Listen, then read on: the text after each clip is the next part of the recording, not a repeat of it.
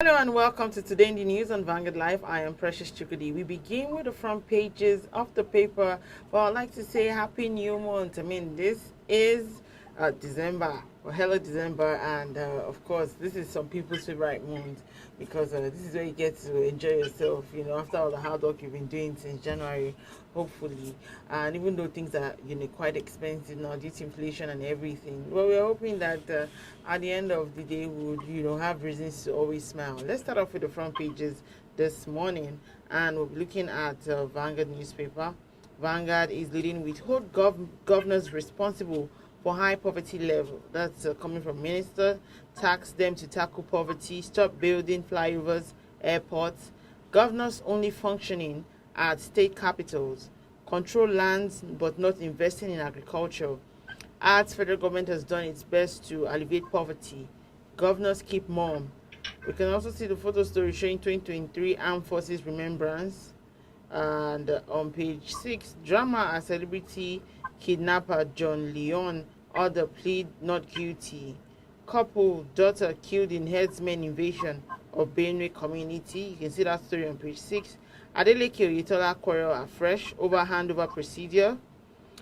We have on page 13 FG federal government ACF NEF Northern Governors Autumn Mon Unogo. Court remands Aisha Buhari's critic in Suleja prisons. FEC approves a compulsory mother tongue instruction in primary schools. Plateau CSOs raise alarm over alleged 84,000 underage registered voters. Stories above. Despite attacks, we will recover. INEC Chair Yakubu is saying that on page 9, we may start no pay, no work. That's coming from ASUU President. Federal government denies plan to hike petrol price as marketers sell at 235 naira per litre. On page 21, federal government nets 2 trillion naira from indirect taxes as bank taxes rise 41.7% to 135 trillion naira. All right, so let's take a look at the Nation newspaper. The Nation is leading with Minister States to blame for rising poverty, hardship. The writer says governors building airports, flyovers, investing in projects with no economic impact. Wike takes on governors over derivation payments. Oshomole, PDP house divided against itself. Atiku battle weary party, party rattled in states.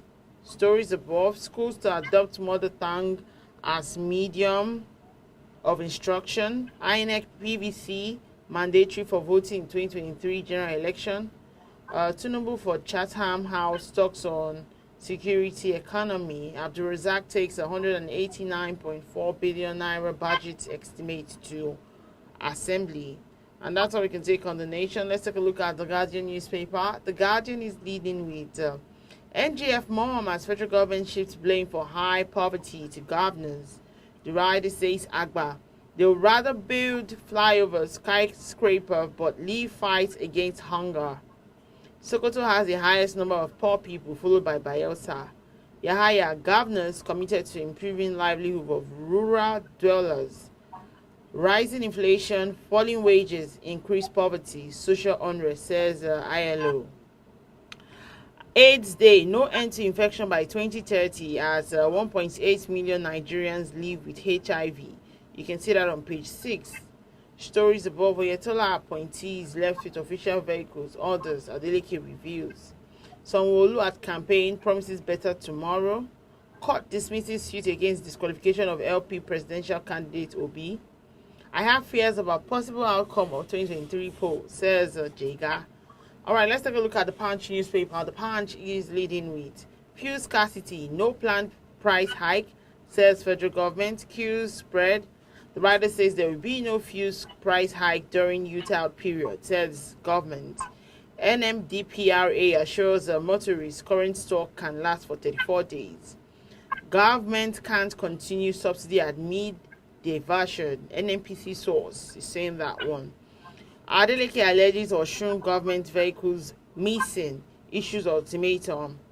Ondo Hunter mistakes a man for antelope, shoots him dead. Aisha Buhari, Twitter critic, remanded in prison. Stories above. INEC gears up for elections in Northeast, deploys beavers. Government pays ASUU November salary, withhold arrears. Federal government blames governors for rising poverty. Edo Akwa Ibom differs. Lastly, on the front page of the Punch newspaper, Don's back federal government policy on mother tongue teaching. And that's how we can take on the front pages of the papers. Join us after the break. We'll be right back.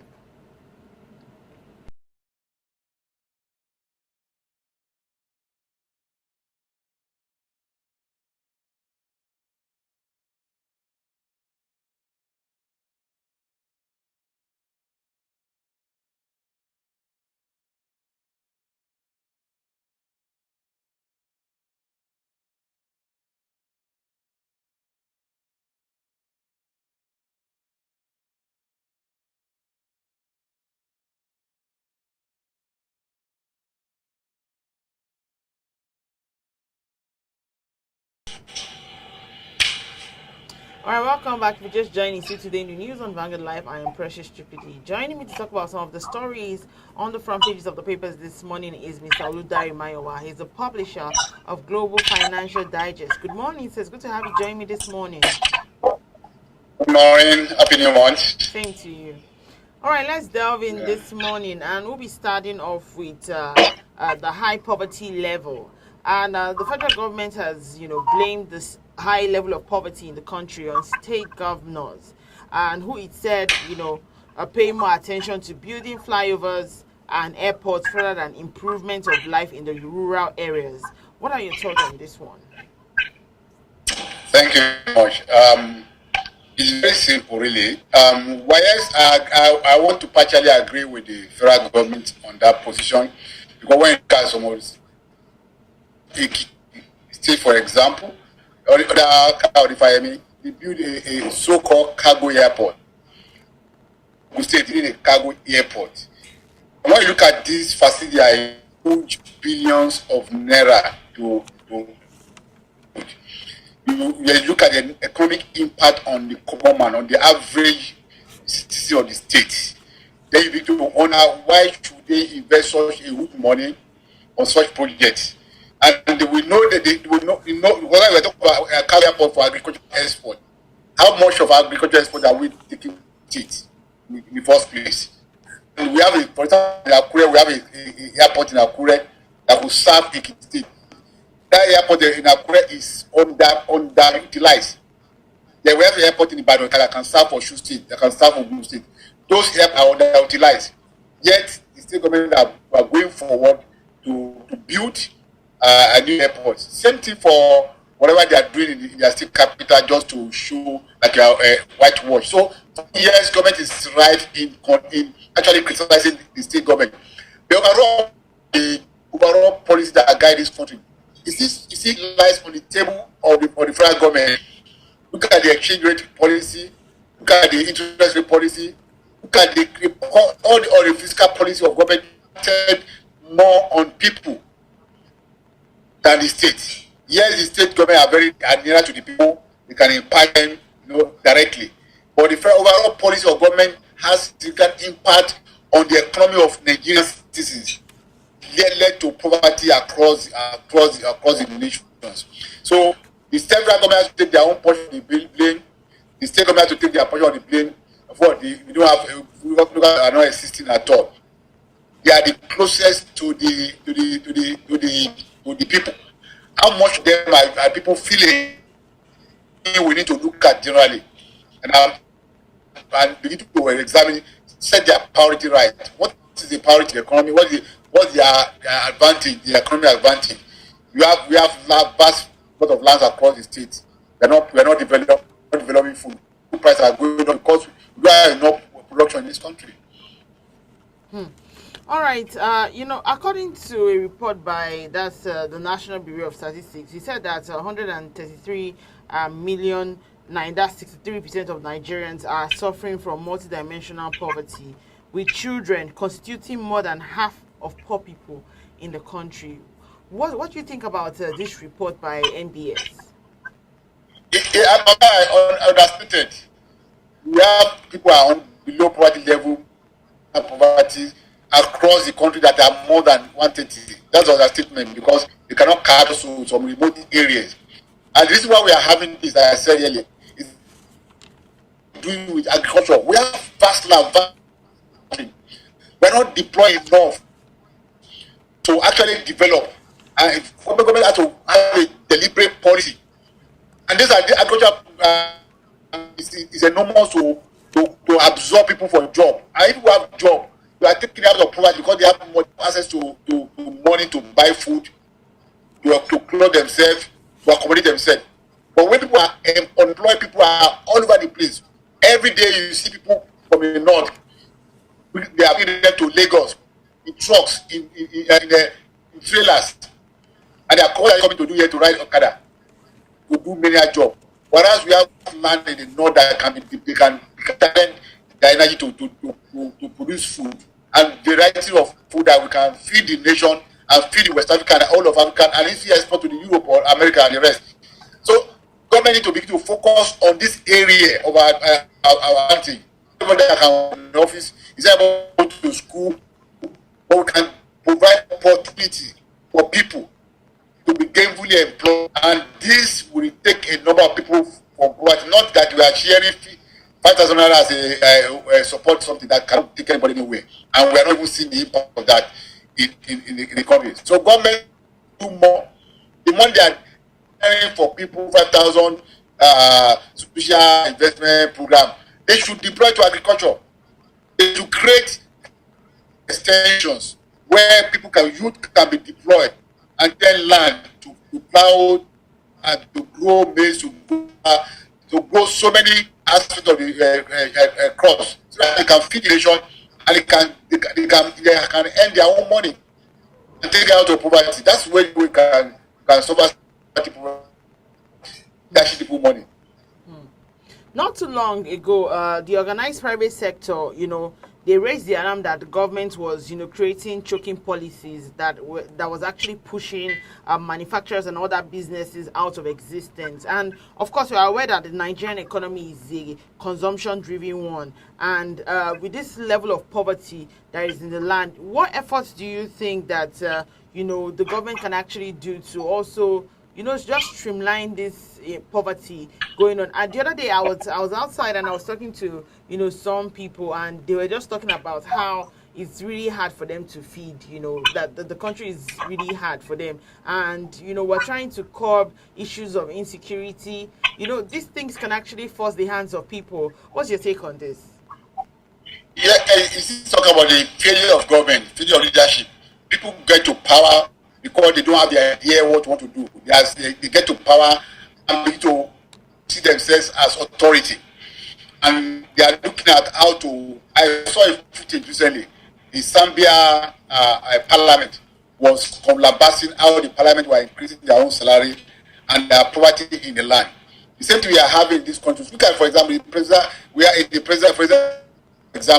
we have a 10 aircraft servicing the presidents and the people there. What are we doing with them aircraft when we don't have a national carrier? The PM, British, UK PM, Prime Minister, have a British Airways, public transport. So what are we doing with aircraft, for example? What I'm saying is that to reduce poverty, to invest in the people is very easy. A lot of people are suffering today because there's no channel of employment for them.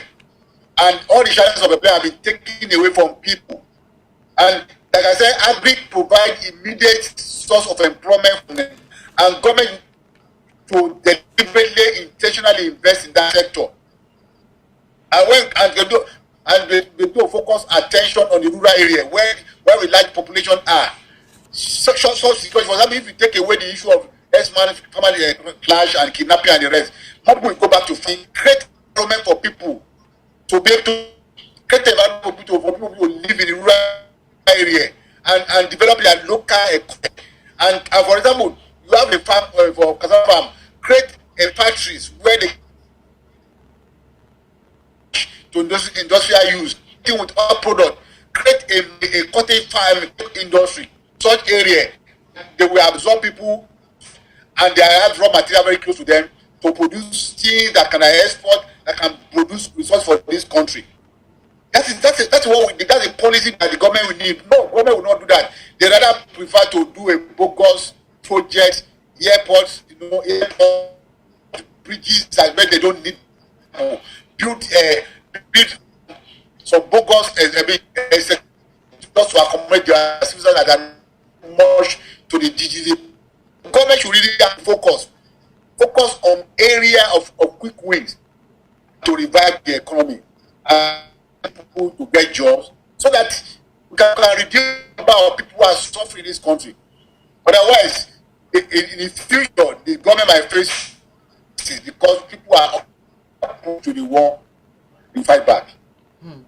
All right, let's move ahead, and we're talking about the back and forth with Governor Adeleke and his predecessor Oyetola. And yesterday we had these talks about where they were talking about over the numbers of workers employed in twilight of the government of the latter, and also now the former governor of the state Oyetola has accused the successor of declining to meet with the handover team of his administration, of which also Adeleke has accused him of the same. There seems to be a lot going on in Osun State of late. What do you think about this situation? It is uncommon to have, when you have the opposing party taking from one another, it becomes a challenge, a serious challenge for them to actually agree. Don't forget that they are, Oyetola is not probably happy leaving the government since he cannot start second term. So probably we want to do something to support the incoming government. The incoming government too, we always see everything wrong with the past government to discredit them and to show to the people that the government is the voted out of power are very bad. And so these are something we expected over time. But I'm sure by the time the new government settle down to do proper governance, it's smoothing out, gradually and automatically. So I don't see anything unusual in what occasion that going between these two personalities because they belong to a different opposite party. And don't forget too, there are going to be election. So PDP will actually dominate the National Assembly. So they will have to make all effort to paint the opposition more mileage in the state. So for me, it's not unusual occurrence in that place. All right, let's move ahead. Now, ASUU is saying that they may embark on no pay, no work if the federal government continues to insist on not paying them their withheld 8 months salary. How do you suggest this situation should be handled? Because, before now, we understand that ASUU went on strike because of some of their demands were not met by the federal government, and, the court actually had to force them to go back to resume, of which they did, and now they are also threatening to say that they will start to do no pay, no work policy if the federal government doesn't come through for them. How do you think that this can be addressed? I think the government need to soften their ground. They have to mature because each time this crisis have lingered for too long from one decision to the other, because people in government perhaps are not ready to yield ground. Mature leader in the government see look at the overall benefits of peace in our tier institution. They can resolve this issue once and for all, because you can imagine the impact of the educational system. Already we have done enormous damage for more than a month of the strike they call off. And if care is not taken, if you are frustrated the lecturer, they will go back. I think they should work out a middle line approach in such a way that for both the government and the lecturer, so that the student can go back to school, they can settle down, that's cause of study, so that we won't be able to destroy our educational system. You know what has happened to our education system last couple of months that the ASUU has gone to strike. Gone to Benin Republic to school, to Ghana, to Togo, to other African countries, because there is no stability in our educational system. So government should ensure, they should devise a policy that negotiation that will ensure that we have a stability of tenure, of terms of admission It is considered that people they are going to study 4 years in the high school and in the university, so they can spend 4 years and go to do other. And government, it is the block is on the table of government now to take the initiative and negotiate with the leadership high school to find a middle cost level to resolve the issue. If you don't resolve the issue, you're going to be from one crisis to the other and to not go well for the criminal system. All right, speaking about schools, the Federal Executive Council, FEC, has approved a new national language policy to make mother tongue a compulsory medium of instruction from primary 1 to primary 6. And of course, it's good to note that because, I mean, we're coming of an age of where people are beginning to lose their mother tongue. Some people can't even speak their language, or not to talk of hearing the language when it's being spoken to them. What do you think about this development? I think they step in the right direction. It's part of cultural renaissance for us to revamp our culture to ensure that we people don't forget their heritage. No, but what I thought about how much of preparation have they made for this? Do they have the facility? Do they have the personnel? Do they have the resources to ensure the implementation of that policy? That's exactly for me. For people to make a preparation, not preparation, but it's not too late to do is to prepare the people. Most of the teachers, because we are getting the people who have not been taught that. Many people are going to university to study languages, to study Igbo, outside Yoruba. There are very few. So people who are lecture, who are going to teach people this particular language. Government need to do more in terms of preparation, in terms of development, in terms of empowering the teachers that will be helping to implement this policy, so that we ensure the success of the policy. But for me, it's a good policy to be implemented, but the process must be rightly put and must be rightly done for us to get impact of it. All right, let's touch on Mr. and Mrs. before we go. And Mrs. is speaking this morning. She says, I don't like it. Those who saw you yesterday said you hugged her longer than necessary. And Mr. replies, say, come on, dear, she's your friend. And both of you hug each other when you meet. I only hugged her on your behalf. Men are very territorial, protecting their territory. So the woman is trying to put her territory, say, why do you do that kind of thing, and envy. So they're very cautious. So he has the right answer for the wife. But very comical, I always said, a good for the morning or tea. As we like it. All right, thank you so much, Mr. Udai Mayowa, publisher of Global Financial Digest. Thank you for sharing your thought with us this morning. Thank you for having me today. And have a lovely day. Also, remember that you can equally like, share, and subscribe on all our social media platforms showing on your screen, on Facebook, Instagram, WhatsApp.